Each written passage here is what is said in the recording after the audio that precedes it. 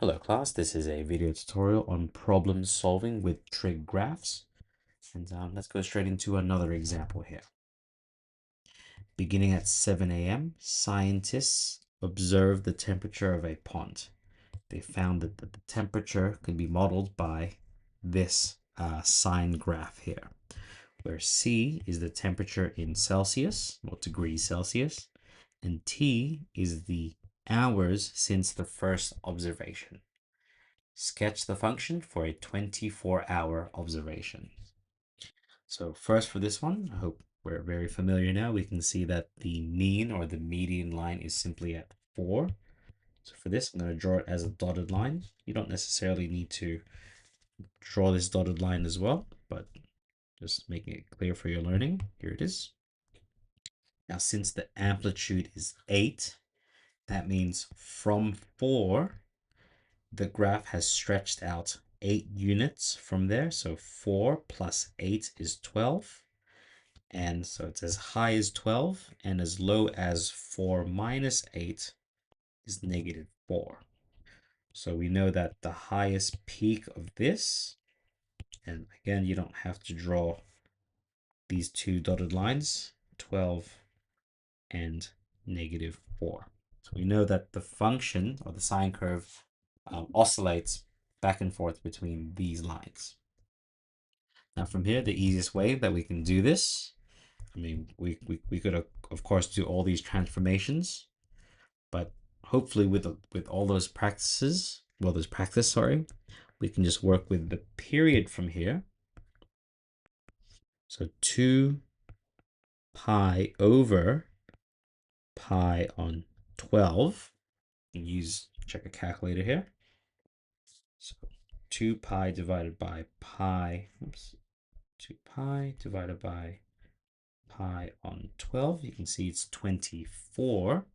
So the period is 24. So the end point, so since there's no phase shift or horizontal shift, starts at 4, ends at 24, which means exactly halfway is 12. And halfway between these, we get our peaks. So from here, we also now take into account this negative 8. So instead of the sine curve starting going up, it's actually going to begin going downwards. So let's draw that out. Oops. I use our function here. There we go. So exactly halfway at 6 hours, we get our dip, our first dip. And then exactly halfway between 12 and 24, we get our peak. So let's duplicate this, rotate it, and there is our sine curve. Okay, so then now from here, calculate between what times of the day the pond is below 2 degrees Celsius. So if we were to graph out what we're looking for, 2 degrees Celsius is here. So we're looking for the x values here. So let's call that x1. And this one here, x2. Okay, so from here, we're actually just solving an equation first.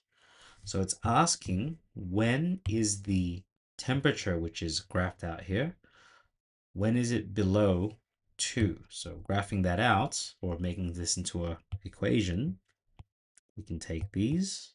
So when is this equation less than 2? Now, with the inequality, I'm going to deal with that later. I'm actually just going to solve this as equals to for now. Well, from here, going to subtract by 4, then divide by negative 8. This will give me a quarter. So sine pi t 12 equals a quarter. From here, take the inverse of this, And we now take into consideration the quadrants that we're actually working with. Hope you can see that this is quadrant 1. So that's this answer here. So this answer is giving us this one. We now need to work with this quadrant 2. Quadrant 2 in radians is pi minus, so the next solution is pi minus sine inverse of a quarter. And from here, we need to get our t values, multiplying everything here by 12. So pi t, 12, sine inverse of a quarter, and 12 brackets, pi minus sine inverse of a quarter. And then lastly, we're going to divide everything by pi. So t equals, I'm just going to copy this to make it faster. So all of this, we divide this by pi, we divide this one by pi as well. So t here, using our calculator, is going to be 12 sine inverse of a quarter. Now, making sure that this is in radians mode, over pi, I get 0.965 dot dot dot. I'm not going to change this just yet or round this just yet. The next solution to this is going to be pi minus that answer. This gives me 11.034 dot dot dot. Now, the final thing we have to take into consideration, it's asking what times of the day is the pond below this. So t is giving us the t value, but we need to take into consideration what that value represents. It's the number of hours since the first observation. And in this case, the first observation is at 7 a.m. So since we're asking for the specific times of the day, it's asking for 7 a.m. So I'm going to write this in 24-hour time. So 7 hours, 0 minutes, plus this first one here. So 0.965 dot dot dot. And the next one's going to be 7 hours, 0 minutes, plus 11.034 dot dot dot dot dot dot dot dot.